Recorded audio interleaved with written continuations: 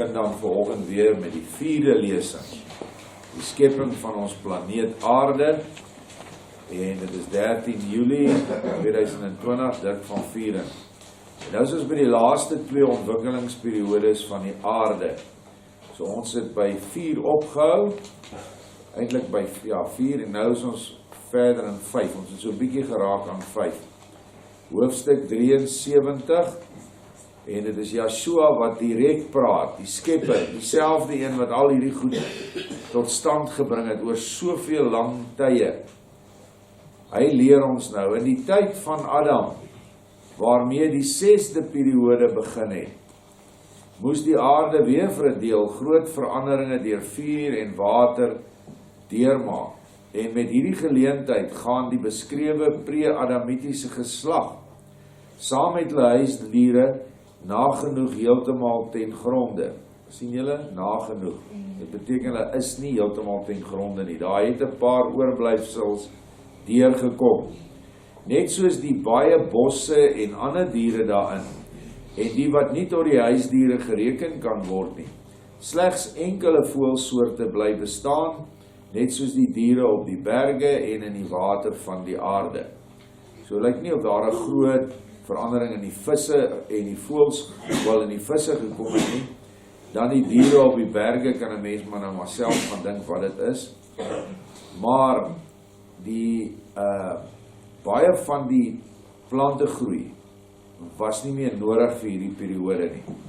Want die goed wat het geëet het was nie meer daar nie. Hulle het klaar hulle werk gedoen. Die groot amfibieë, die groot dinosourusse soos ons hulle ken, was nie meer nodig nie. Die aarde was nou goed bemes. Die groot mammoete was nie meer nodig nie. Die aarde waar die mens nou sou kom woon, Adam en sy nageslag, was nou dale vol vrugbare sluk, vrugbare grond deur die bemesting, en nou kon hulle die aarde bewoon, en nou het Vader dan baie vrugtebome. Dit staan in Genesis 1, bome wat vrug dra volgens hulle soort, en krye volgens hulle soort, kon hy nou plant. Uit die aard van die saak is kos vir die diere wat hy dan nou geskep het, of vir die diere wat deurgekom het, en vir die mens wat hy nou sou skep, die eerste Adam. Ons gaan aan, hier vers 2, hier en daar het die beskrewe prehistoriese mens nog wel bly bestaan, maar slegs weinig in getal, en het met die Adamiete tot in die tyd van Noag in Asië geleef. Hulle het egter langsamerhand agteruit gegaan, omdat hulle nie voldoende voedsel meer gevind het wat geskik was vir hulle nie. Maar in enkele gebiede diep in suidelike Afrika, waar bly ons? Diep in suidelike Afrika, so dit moet hier by ons wees.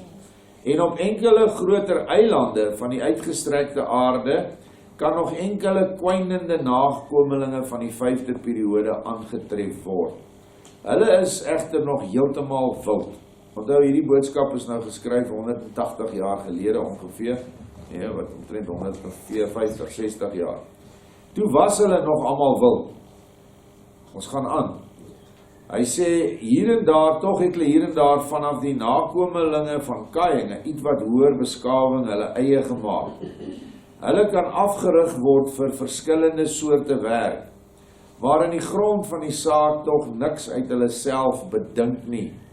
Met 'n deel van hulle is dit iets wat beter gestel, omdat hulle uit 'n vermenging met die Kainiete en later ook die Lamegiete voortgekom het. Maar ook hulle is nie geskik vir 'n hoër en dieper geestelike ontwikkeling nie. Van wie praat hy? Kom ons blaai om. Hier heel onder het ons dan die 2 spesies. Nou, die prentjie van die hottentot daar, die vrou daar aan die regterkant met die kopdoek en die spies. Dit is hoe jou tipiese hottentot gelyk het toe Jan van Riebeeck aan die Kaap gekom het. En die strandloper het ook gedeel in daardie vorm. Onder het jy die boesman, wat ook in daardie groep pre-adamiete geklassifiseer kan word. Hy noem hulle die ligter tipes, ligbruin tot geel, met ook 'n ligte, nee, hulle het nie ligte hare nie, hulle het swart hare. ook het hulle die peperkorrel, wat verskil van die haar van die blanke. En dis nie goed wat ons nou noem om ons rassiste is nie. As jy 'n peperkorrel soos ons dit ken, sny, of onder 'n mikroskoop kyk, dan is hy plat.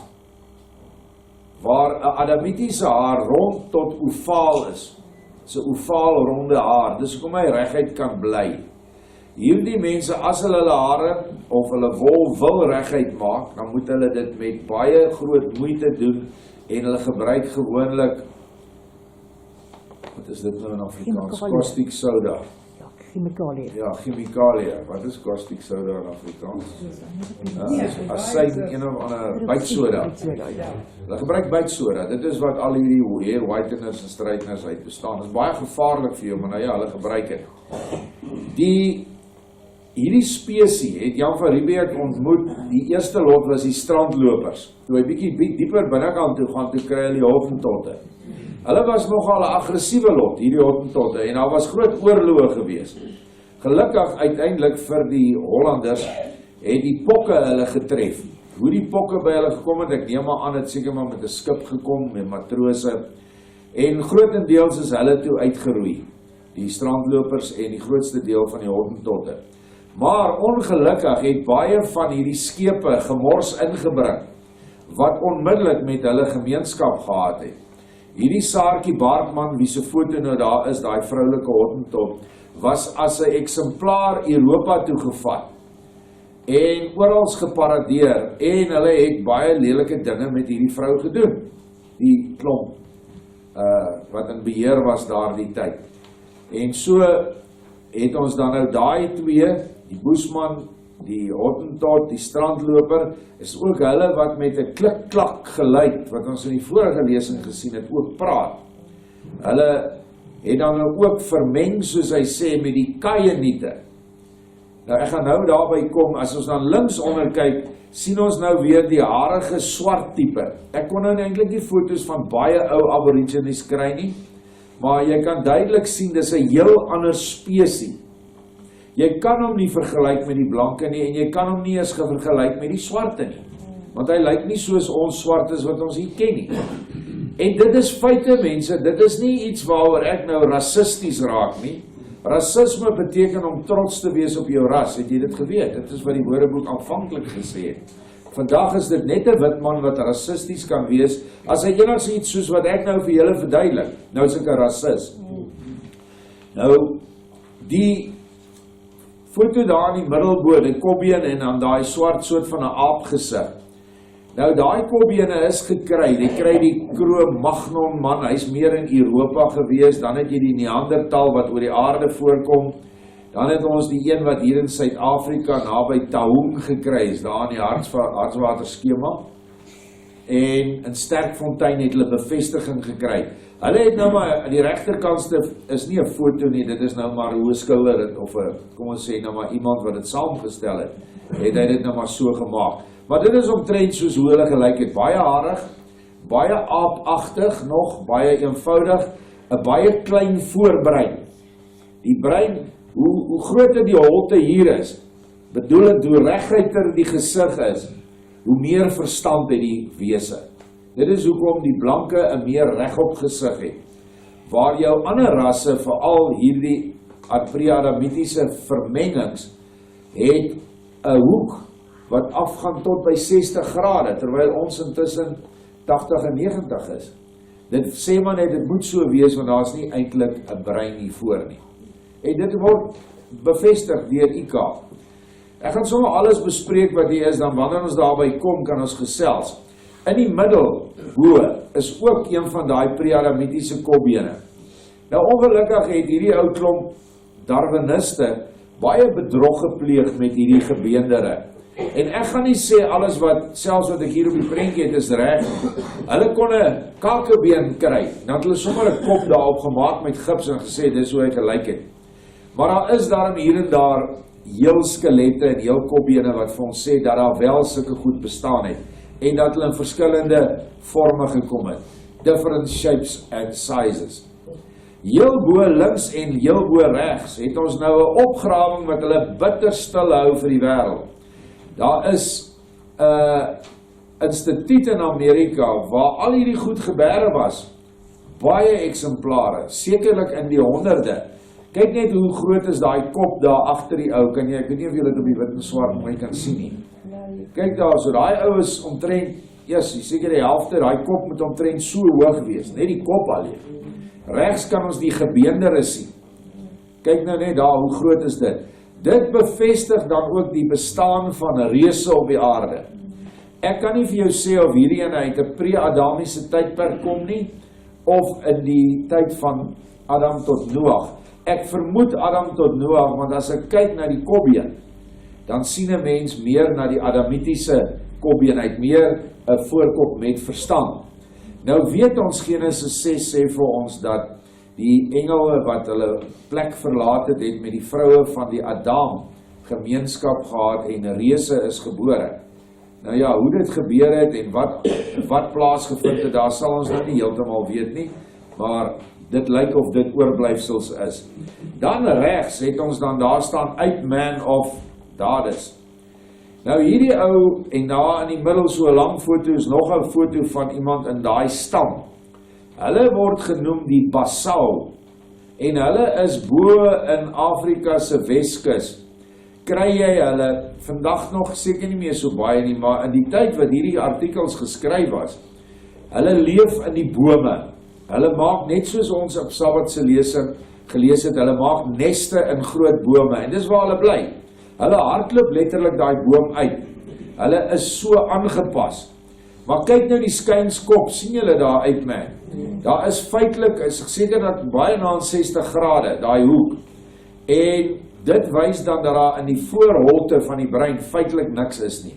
Soos wat Vader sê, jy kan niks dieper geestelike ontwikkeling vir hulle leer nie, want dit het baie te doen met die voorste deel van jou brein. Hulle kan ook niks uit hulle self bedink nie, maar jy kan hom afrig. 'n Mens kan 'n chimpansee afrig. Wie van julle, ons ouer mense, was almal by sirkusse. Die goed het fiets gery, het dit gedoen en dat gedoen. Jy kan dit doen, maar hulle is nie veel tot meer in staat nie. Wel met die vermenging van die Kainiet. Nou ons sal nog 'n lesing oor die Kainiet kry. Kainiet se nageslag is die Gamiete. Gam kom uit Kain uit, en dis hoekom hy op die skip gevat was. Baie mense gaan met my stry daaroor, maar soos ek vroeër gesê het, Noag wat blank was, na staan baie duidelik in Genesis 6, 7 dink ek, of 8 daar op die tweede, derde bladsy van die boek, staan daar dat Noag is gekies omdat hy raseg was. Klaar, punt, 'n rasegte Adamiet, 'n wit bil volgens die droom van Henog 85. Nou, hierdie Kain het sy wil opgegee en sy seuns, en hy het weggetrek. Baie mense sê, waar het Kain 'n vrou gekry? Hy het sy suster gevat. Asseblief, dit was heeltemal toelaatbaar, want hulle was suiwer Adamiete, en daarom kon hulle ondertrou. Vandag nie meer nie. Enige stoetteler sal dit vir jou sê, dit kan gebeur. Hoe suiwer die ras, kan pa weer by sy dogter kom, en pa weer by sy kleindogter. Ek praat nou van beeste, perde en skape. Maar jy kan dit nie doen met 'n kruisras soos 'n dorper nie. Jy kan nie, want dan sal jy net defekte kry. So wat ons hier het, ons het die Kainiete wat Vader het Kain toe herskep. Dit kan jy lees, ek dink huishouding 20, huishouding van boek 1, vers 20, hoe Kain toe, omdat hy niks meer basies op die aarde kon doen nie, want hy het sy wil opgegee, dit was weg.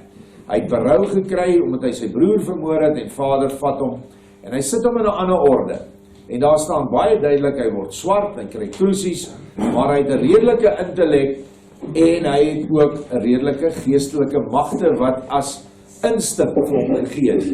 Dit is magte wat ons nie eers het nie, want ons moet dit verwerf, deur liefde. Kan ons ook die goed doen wat ek Sabbat oor gepraat het, onthou julle nog, met hulle wil het hulle voëls beheer, en diere mak gemaak, en selfs 'n boom uitgetrek, en op die water geloop.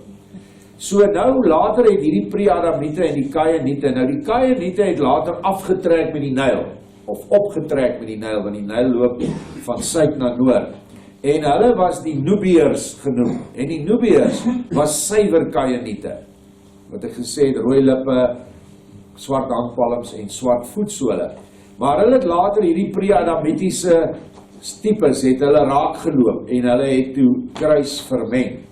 Ek wil net nog een foto bespreek wat ek nou gemis het. Sien julle, daar in die middel is sulke lang kopbene. Nou daar is baie twyfel oor hierdie goed, maar dit wil lyk of dit wel gevalle engele produkte is, want ons weet nie onder die gevalle engele wat se monsters daar geskuil het nie. Nou, daai twee kopbene is in Peru gekry. Julle weet almal van die Mayans en die Azteke en al daai beskawings wat daar was. Nou daai beskawings is vermoedelik nou maar in die tyd van die vloed tot by, of vloed voor tot by Adam sekerlik daar bestaan, maar dat hulle vermengings was van die gevalle engele. Daar's ander teorieë wat sê hulle daai koppe, die Chinese het 'n gebruik gehad om die koppe so te misvorm wanneer hulle babas was.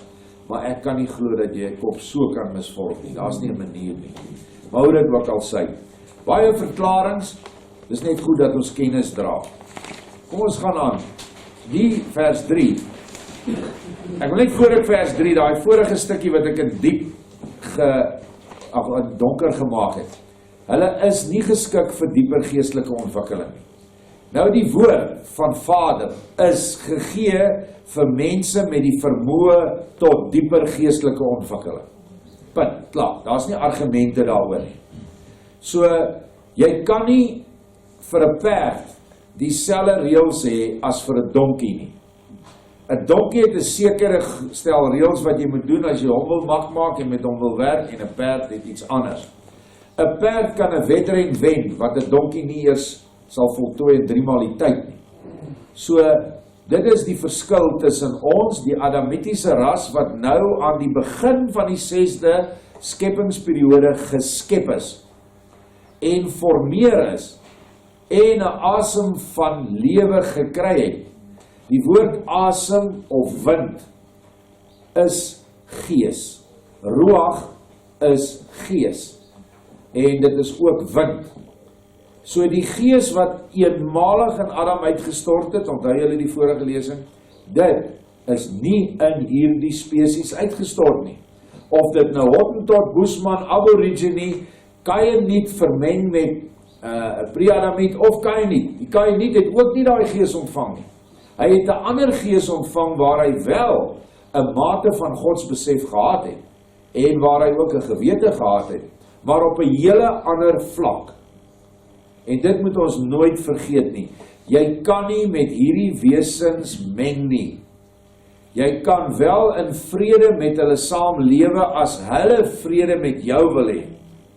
Maar wanneer hulle nie vrede met jou wil hê nie, soos wat op die oosgrens gebeur het, of eintlik nog voor dit toe Jan van Riebeeck aan die Kaap gekom het, en later aan met die trek van die boere by Bloedrivier, by Vegkop, en dan nou later met die klomp hier binne in ons land, waar die grensoorlog toe begin het, met SWAPO, en met alle ander nasies, inheemse nasies, dan moet jy jouself verdedig, dan mag jy dit doen. Maar dit het ook nou nie plaasgevind soos wat dit moet nie, want die magte teen ons was net te groot. So, moenie skaam wees vir jou boerskap nie. Moenie skaam wees vir jou adamitiese geskapenheid nie. Jy kan eintlik elke dag vir Vader dank dat jy 'n blanke is. Want dit is 'n ontsaglike voorreg. En daarmee saam kan jy gaan dink, wat moet ek as blanke doen? Want ek is aangestel om oor die skepping te heers. En heers ek oor my eie skepping. Heers ek oor hierdie liggaam. Heers ek oor dit wat ek moet heers, my familie, my gesin. Hoe heers 'n kind van Vader? In liefde. Deur die minste, die kleinste en die nederigste te wees. So asseblief, jy is nie 'n klein diktatorkie nie. Die soort mense sal daar, vers 3, waar hulle nou is, nog lang voortbestaan en hulle self voortplant en geleidelik aan nog meer beskawing opneem van die Adamiete, maar daarby tog nooit 'n groot volk word nie. Groot hier in die sin van groot geestelik, groot groots is eintlik die regte woord. Hulle sal dit nooit word nie. Hy sal altyd net bly wat hy is. 'n mengsel tussen mens en dier. En daar is ek nie rassisties as ek sê nie, dit is feite. Hy sê, dit is nou die pre-Adamiete uit die 5de voorbereidende ontwikkelingsperiode van die aarde. By die begin van die periode het die aarde ook die maan bygekry, as begeleier en reguleerder van haar beweging om die son en om haar eie as. Dit is nou by die 5de periode. Natuurlik het die maan ook nie dadelik die gedaante gehad wat sy nou het nie. Voor sy hierdie gedaante gekry het, moes sy ook vir haarself groot stormagtige periodes deurmaak, wat egter nie so lank geduur het soos die van die aarde nie.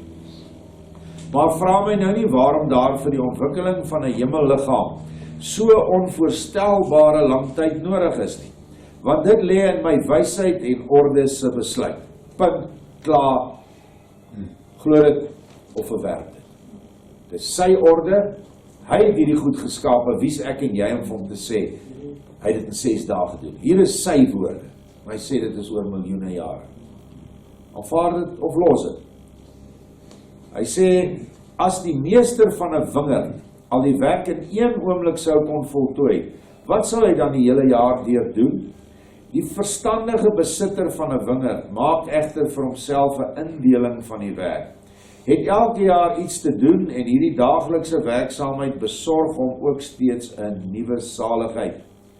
Kyk, dit is ook die geval by my, want ek is in die hele oneindigheid ewig die mees aktiefste en daarom ook die saligste wese. En onthou wat het hy gedoen? Hy het ons na sy beeld en gelykenis geskape. Wat moet ons dan wees? Aktief om saligheid te verkry. Saligheid is die hemele waarheen ons gaan. Dis saligheid. Maar ons kan al op aarde salig word. Salig beteken wanneer jy so gelukkig is om 'n kind van Vader te wees. Dat jy vir hom wil sing en dat jy jou broers en susters dien en jy hulle opdra en jy bid vir hulle. Dit bring saligheid mee. Maar as jy nie aktief is nie, dan kan jy nie salig word nie. Dit is hoekom ons so hamer op die aktiewe werke van naaste liefde.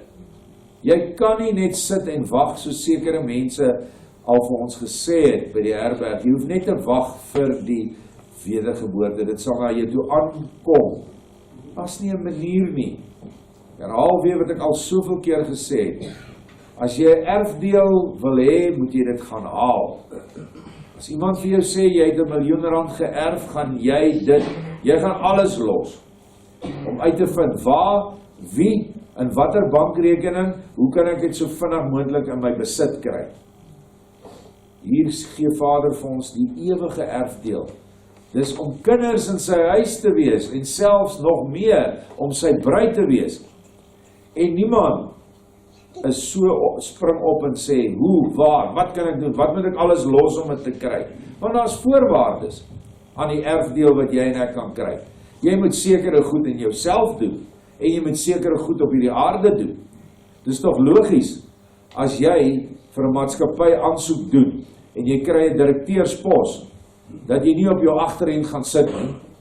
Daar sit jy nou, banke as jy swart is nou deesdae, dis presies wat hulle doen. En dan kry hulle konsultante om hulle werk te doen. Maar in die geestelike is daar nie 'n konsultant nie. 'n Dominee kan jou nie in die hemel bring nie. Nog minder kan ek jou daar bring. Jy moet dit self doen. Jy moet jou direkteurspos in die Melchisedek orde opneem en begin werk om koningskap en priesterskap te kry. Dit onderskei jou van die ander skepsels. Die oomblik wanneer jy jou skepperskap, medeskepperskap nastreef onder Yeshua as sy bruid, dan voel jy eintlik nie veel vir hierdie ander. In die sin van, dat hulle dan maar doen wat hulle wil. Hulle wil nie hulle erfdeel hê nie, want hulle wil nie doen dit wat die erfdeel vereis nie. Hulle wil nie hulle naaste vergewe nie, dis een van die groot dinge. Hulle wil nie hulle naastes wat behoeftig is help nie, dis 'n tweede groot probleem. Hulle wil nie ophou skinder nie, wil nie ophou ander mense afbreek nie, dan moet ons hulle maar los. Hulle gaan 'n ander pad loop, maar ek en jy moet teenoor hulle dit doen wat hulle nie teenoor ons wil doen nie. Ons moet vergewensgesind wees. Ons moet werksaam wees in die liefde.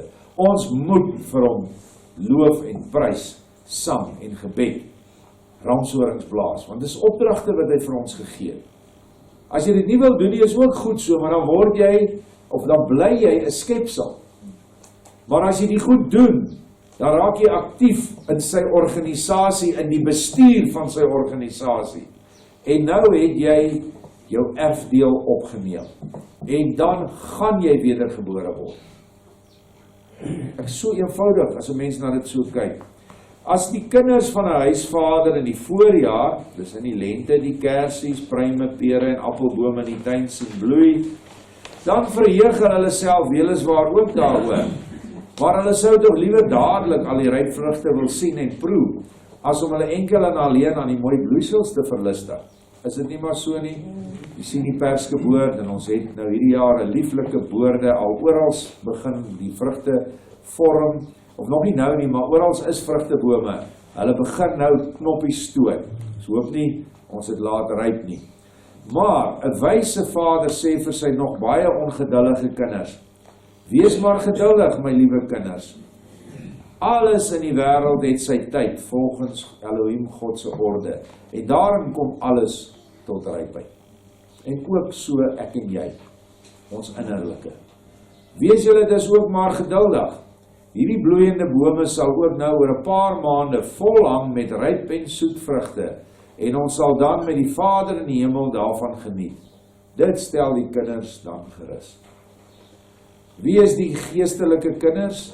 Dit is die miljarde maal biljoene gevalle kinders in die ryk van Lucifer. En hulle wil almal terugkom in die huis, hoewel nie almal nie, 2/3 wil.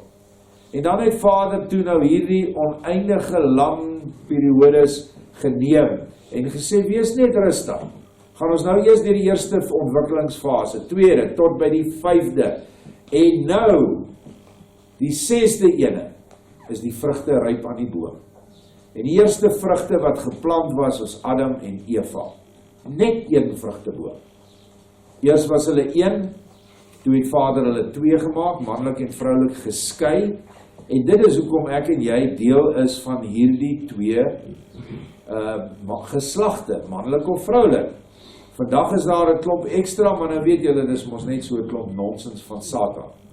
Daar is allerhande ander geslagte, so erg nou, jy kan kies wat jy wil wees. Nonsens. Jy is gebore, en jy is 'n man, of jy is gebore, en jy is 'n vrou. En uit hierdie vrugteboom het die wêreldse vrugtebome binne die adamitiese geslag ontstaan. Die ander bome, onkruid, doringbome, ek weet nie wat hulle is nie. Kaieniete is verseker nie as 'n doringboom geplant nie, maar hy is definitief nie as 'n wingerd of 'n vyeboom geplant nie. Hy moes ander vrugte dra, sodat hy in 'n ander vlak in die hiernamaals makliker deur Vader na die koning se huis toe gevat kon word, indien hy ooit daar sou uitkom, ek weet nie. Maar daar is saligheidsvlakke in die hemel, daar is nie net een hemel nie. Daar is hemele vir verskillende vlakke van lig, wat uitgedra was op die aarde, ongeag in watter ras jy geplant is. Die omhulsel waarin jy geplaas is, of het 'n Chinese omhulsel, 'n Kaienities of 'n pre-adamitiese omhulsel is deur die wysheid van die Vader deur sy engele besluit. Wie word in hierdie seksuele gemeenskapsdaad geplaas, sodat hy nou 'n kind kan word in die baarmoeder. Dit is Vader wat dit besluit. En dan, hierdie siele, wanneer hulle uit die liggame uitgaan, wanneer hulle sterf, het nie meer 'n ras nie. Hy het net lig of duisternis en miljoene skakerings tussenin. En die heelal is groot genoeg waar Vader al hierdie verskillende mense lei. Geduld met almal. Die wat op aarde absoluut duiwels was, natuurlik gaan hulle net na een plek toe, die plek wat hulle self geskep het, naamlik weer terug in die materie, vir oneindige lang kluisteringe. En ek het dit al beskryf, dit is soos om in 'n kus te lê, wat so styf om jou pas, dat jy nie jou ooglid kan knip nie. Maar jy is by jou volle bewusheid, vir 'n paar duisend jaar. Ek bedoel, wie gaan daarvan nou?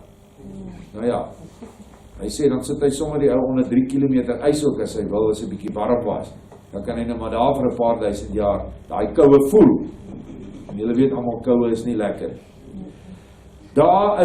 Dit is maar in kort wat vorentoe gaan gebeur met almal. En so kan julle ook gerusgestel wees. Dis ons, die Adamitiese geslag.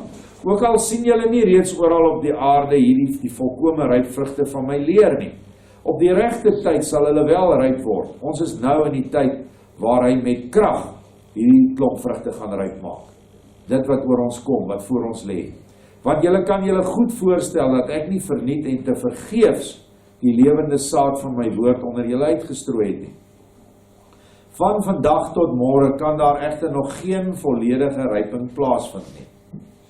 Kyk, wat by 'n boom reeds volgens my orde 'n bepaalde tyd nodig het, dit het volgens dieselfde orde by 'n planeet of aarde seker dieselfde nog meer nodig. Hoekom? Want 'n boom is tog baie minder kompleks as die planeet aarde. Ek wil die planeet aarde is ongelooflik kompleks. Jy moet net 'n bietjie jou oë oopmaak in die skepping, dan sal jy dit sien. Dat die magnetisme van die noord en die suidpool, die draaiing van die aarde om haar eie as, die seestrome wat presies alles doen dat ons bly lewe, die posisie van elke berg op die bol van die aarde, beperk hierdie winde dat hulle nie die aarde sal wegwaai nie. Dit rem hulle effens. Al die ander goed, wolkeformasies, al die dinge wat opkom, alles deur engele besluit, reg rondom die aarde. Dit kan tog nie sommer net gebeur nie. Daar moet baie fyn beplanning daarin gaan, oor 'n lang tyd soos ons gelees het, en dan net soveel beplanning deur hulle wat dit in stand hou. En dit is engele. Miljoene engele is besig met die instandhouding van ons aardbol. As dit nie so was nie, sou ons baie groot probleme gehad het. Die aardas waggel nou, hy het redelik ver geskuif. Dit is alles deur die toelating van Vader. En ek kan dit vergelyk met 'n vrou se bene, wanneer sy geboorte gee, gaan die baarmoederbene oop, ons het dit nou maar genoem die ysbene, sodat die kind kan deurgaan. En ek glo dat die verskuiwing van die aardas nou, wat redelik ver geskuif het, en al hierdie klimaatontwikkelings wat ons nou ervaar, het te doen met geboorte. Die aarde gaan geboorte gee aan 'n volk op een dag, sê hy. Een dag kan 'n tydperk wees wat nou nie 'n uur is nie, maar 'n dag. Dit is nie noodwendig 24 uur nie. Maar in 'n kort tyd gaan sy haar kinders baar. En dit is die wedergeboorte van die bruid wanneer hulle geestesliggame aanneem. So ons is naby aan hierdie tyd. Kyk wat by die boom reeds volgens my orde 'n bepaalde, dit het ons gelees, want dit is nie voldoende dat 'n planeet hom as 'n hele groot klomp klippe, moet eintlik wees haar, planete is vroulik, grond en water in die groot eterruimte bevind nie. Dit is hoe die engel hom aanvanklik uitgegooi het van 'n, dink 'n 4de vlak, sekondêre son, het die aarde ontstaan, was 'n klomp of 'n hop, klippe, grond, gas, suurstof en water. Sou volkome dood gewees het en niks sou daarop kon groei of lewe nie. Is tog logies. Maar 'n planeet wat lewende dinge moet dra en voed, moet eers self lewend word. So wanneer jy op hierdie aarde trap, wanneer jy jou stompies daar uitgooi, of jou leer blikkie, of jou papier, dink daaraan, hierdie ietsie onder jou lewe. Want as daar nie lewe in haar was nie, sou 'n saad wat in die grond geplant was, sou nie kon lewe nie. Want daai saad neem die lewende organismes in die grond op, om dan groeibemesting te kry, en groeikrag, saam met die lig en die hitte van die son. So, dis goed wat ons nie in die kerke geleer het nie. Nooit daarby gekom nie. As jy van moeder aarde praat, dan sê hulle, jy is 'n paganus. jy glo en dan bid die natuur. Dis nie so nie. Die aarde is die vroulike en die son is die manlike, is toch logies. En die maan is ons sussie, die aarde is 'n suster. Weet jy wat is die grootste werk van die maan? Behalwe om nou 'n bietjie lig te gee in die aand, in die nag, is om ruimteafval wat op hierdie aarde afkom, af te keer. Sy vang dit op. So al die asteroïdes en stof en skadelike gifstowwe in die ruimte word deur die maan opgevang. Dit is waarvoor die maan geskep is. En dit ook eens nodig geword in die 5de periode, toe daar nou mensagtige wesens was, wat meer sensitiewe longe gehad het, sensitiewe oë en sovoort. Sensitief was seker vir sekere gif. So weet julle dat sekere diere kan gif eet wat die mens nie kan eet. En daarvoor is dit weer nodig, dat sy eers, net soos 'n groot dier, deur middel van allerlei invloede en prosesse inwendig organies volledig ontwikkel word. So die aarde moes al hierdie uitstromings en vuuruitbarstings en verskywings gehad het, om alles binne in reg te kry. As jy die boek Aarde en Maan lees, dan sal jy sien dat die aarde, ons sal daarby uitkom, het longe, wat die water suiwer, het 'n pankreas, het 'n milt, het 'n lewer en 'n hart. En ons sal nog daarby uitkom, die tyd is nog nie reg nie, om oor die skepping binne in die aarde te praat. Maar Vader sal dit op sy tyd aan ons openbaar, hy het nog net sulke stukkies vir ons gegee. Maar binne in die aarde is ook 'n son. Want die aarde is lewend en sonder son kan niks binne ontwikkel nie. Kan nie.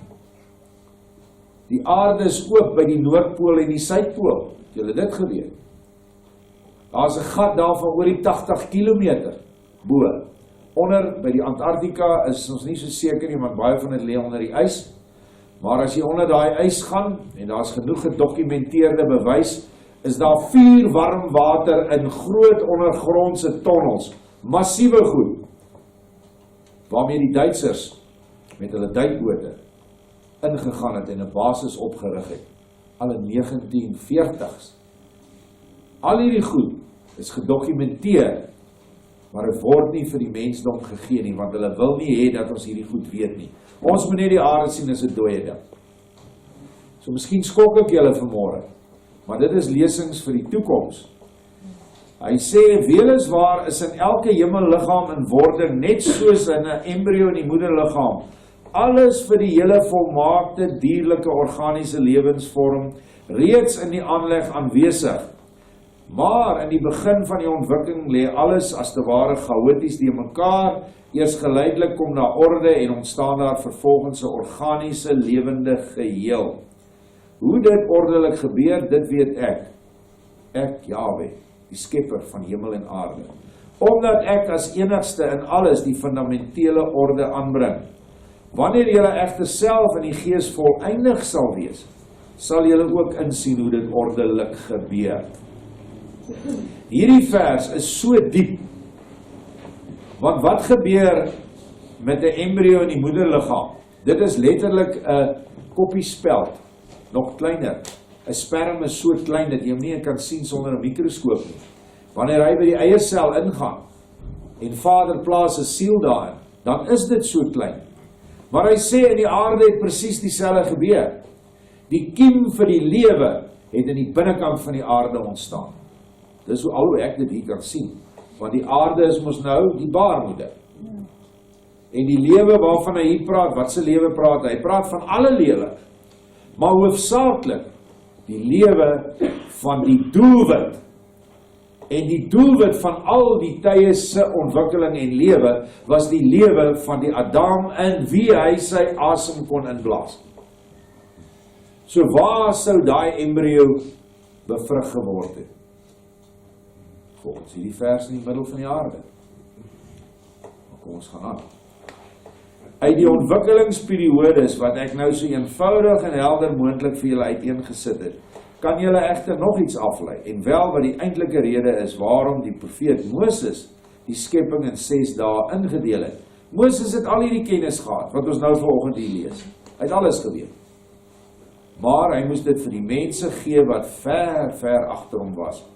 Vers 11, die 6 dae is dus die 6 periodes wat aan julle getoon is.